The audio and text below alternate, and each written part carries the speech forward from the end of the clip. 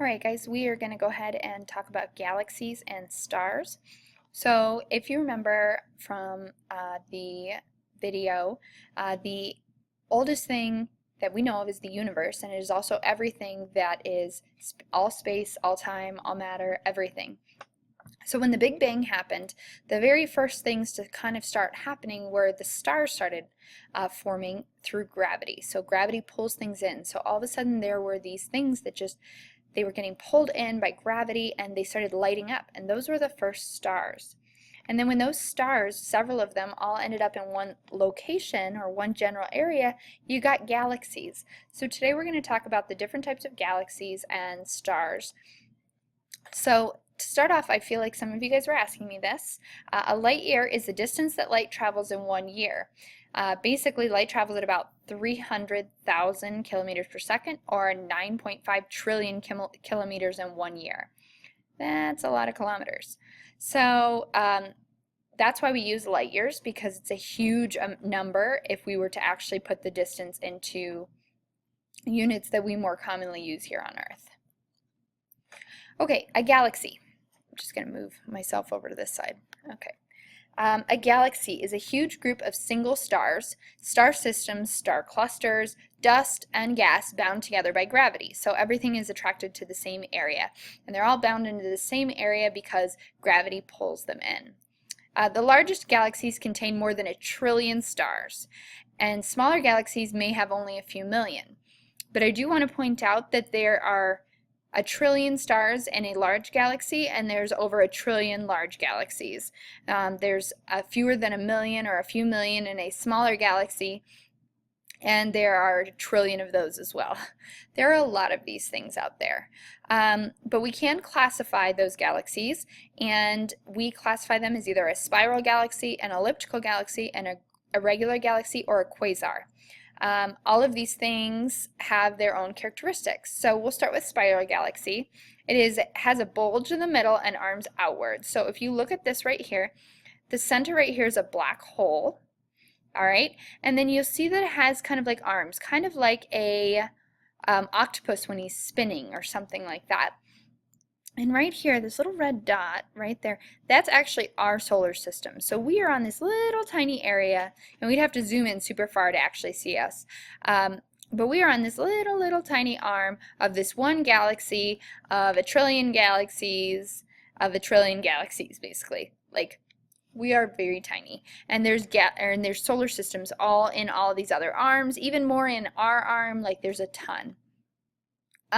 So the example written here is the Milky Way galaxy. There's also the elliptical galaxy. It's a round or flattened ball, and it contains only old stars. So this is kind of an older one, a galaxy that was made long time ago, and most of the stars are pretty old and maybe on their way out. There's an irregular galaxy. It has no regular shape, so if you look at this one compared to the last one, this one is definitely an elliptical or an oval. This one, not so much. It kind of is every which way. And it's generally bright, and it has a lot of really young stars, so brand new ones. So the irregular galaxies tend to be where we find a lot of stellar nurseries, or the place where stars are born. Quasars. This is the most energetic form of galaxy, and in the center is a huge black hole, a super black hole, and all of this is the light that's pouring into that black hole and being sucked up. They're active young galaxies with black holes at their centers. That's really all you need to know about a quasar. Okay, on to stars. So constellations. You guys have all heard of constellations. And ancient Greek, Romans, and other cultures, we would look up way long time ago, and we'd be able to use our imagination, because it's not like we had YouTube or Call of Duty or football, Madden, whatever year we're at now. We didn't have all those things to do. We didn't really even have books back then, because if you remember today, we didn't start writing things down for a while. So we would use the stars to navigate. While we were looking up at the stars, we would also see constellations or patterns that we thought looked like things. And so we named them, and you can you can find different shapes and kind of determine where you're at by using them. So they were very useful. All right, so the life cycle of a star. So there are a trillion stars in each of a trillion different in a trillion different solar systems, in a trillion different galaxies, of which there are a trillion in the universe. Like, there is a ton of stars out there. And some of them are alive and some of them are what we consider to be dead. So a star is born, so a brand new star is born, when the gas and dust from a nebula, that's a stellar nursery, or a large cloud becomes so dense and hot that nuclear fusion starts. So in other words, the nucleuses inside of it start to combine. Okay, these little atoms start to combine to form heavier and bigger atoms. If you remember what was said by Neil deGrasse Tyson, he said that all the stuff that makes up you and me was made in a star, and that's how it happens, is nuclear fusion.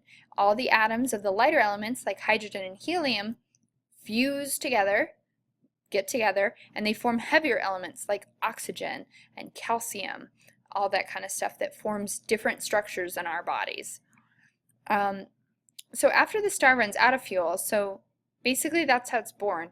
Now, it's going to continue burning until it runs out of fuel, and when it runs out of fuel, it's going to become a white dwarf, a neutron star, or a black hole, depending on the size of the star. So if you look here, okay, we all start in a stellar nursery.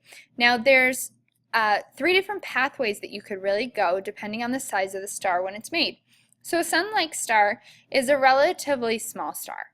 Okay, it's pretty small. And after it burns for a while, it's going to turn into this red giant. Our sun has not turned into a red giant yet. When it does, it will actually engulf Earth, and we will no longer have a planet because we will be located in the sun. So it turns into a red giant. That red giant will then turn into a planetary nebula. In other words, a planetary nebula is like where planets are born. So basically all the debris from the sun expanding into a red giant would form different planets, a planetary nebula. And eventually, because a planetary nebula will get bigger and bigger and bigger and bigger, eventually when it gets to be too big, the gravity will pull it in and it will collapse in on itself and become a white dwarf. The white dwarf still has energy, so it is super hot, super hot, super hot, and then it will finally burn out and it will become a black dwarf, which does not give off light anymore. That would be considered a dead star. Stars who are bigger than the sun, so kind of mid-sized stars, I guess, we call them huge stars, turn into red supergiants, like this one right here, and then become a supernova. Those are the explosions that you see. These supernovas are massive things, and when a supernova explodes, it can either become a neutron star or a black hole. So giant stars will eventually become black holes when their supernova explodes. Huge stars will become neutron stars. All right, so star systems. Most stars are members of a group of 2, or a binary star system. We did have one here. Our sun is by itself, but most other solar systems you find have 2 stars orbiting around each other, and then planets orbiting around them. So it's kind of cool to look at. We'll learn a little bit more about star systems later. Okay, star classification. So basically, I just went over the life cycle of a star. The life cycle of a star just gives you how it progresses from the time it's born to the time it dies. Well, luckily scientists have figured out how to classify these stars, including using their color, their temperature, their size, what they're made of, and how bright they are. And they're able to tell where in the life cycle these stars actually are. They can do this by plotting information on this thing called an HR diagram. They look at 2 things when they plot on HR diagrams: the absolute magnitude, or the measure of the amount of light a star gives off, and the apparent magnitude, or the measure of the amount of light received on Earth. So this is what the stars look like. The luminosity, or how bright it is, and then this gives them the spectra. So This actually stands for different classifications of stars based on their spectrometry, like we will talk about in a second, or what they're made out of. And then we have absolute magnitude, or how bright they are. So you'll notice that we can map them, and there's white dwarfs, stars that are on the main sequence. Our star is currently on the main sequence. Our star is our sun, is currently on the main sequence.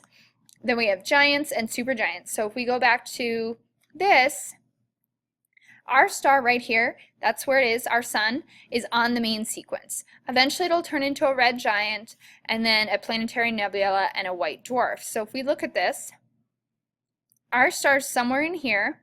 Eventually it'll turn into this, and then it will turn into this. So we can tell kind of where it is. All these guys are relatively young. Older stars, really old stars. Okay? So star stuff, as you remember Neil deGrasse Tyson saying, scientists study the spectra of the stars, so you can look at them using these special tools called spectroscopes, excuse me. And you can look and see the wavelength, and the wavelength tells you what elements are in the star. So it can tell you how hot it is. It can also allow you to look at the colors and kind of determine what it's made of. So this right here, this is what it would do. You would be able to look through a telescope, look up at a star, look through the star, and you would get bands. And these bands will tell you what chemicals are in the star. Stars that are kind of dying out will be more towards the red side, and stars that are kind of newer would be towards the blue side. And it really just depends, because different chemical elements will give you different fingerprints. But newer stars, okay, burn cooler, so they won't have as much of the heavier elements.